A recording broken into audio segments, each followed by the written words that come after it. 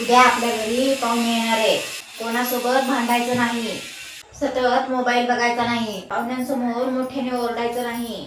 कुणी जर विचारलं जेवण केले का तर हो बोलायचं. काय खाल्ले विचारलं तर रोजच भाजी चपाती असं म्हणायचं. खोटं बोलायचं नाही बरं का, नाहीतर सगळीकडं तुझं नाव होईल. पाहुण्यांपुढं गोड बोलायचं. त्यांनी काही दिलं तर लगेच घ्यायचं नाही.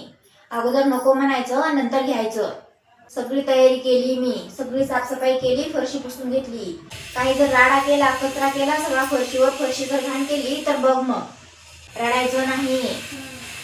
पाहुण्यांनी जर विचारलं कोणी तू वंटू म्हणून दाखव तर वंटू म्हणून दाखव. तुला येतं ना? आणि कविता म्हण म्हटलं तर ए रे रे पावसा म्हणायचं. आणि जर पोयम बोल म्हटलं तर जॉनी जॉनी बोलायचं. त्यांच्यासोबत जेवायला जर बसली तर सांडू नको. तुला लागल तेवढंच घे, जास्त ताटामध्ये शिल्लक ठेवू नको. आणि शांत बस, जास्त गोंधळ करू नको. आणि पाहुणे गेले ना मग नंतर तुला काय गोंधळ घालायचंय तो घाल. ऐकलं ना सगळं? आहे ना लक्षात सगळं?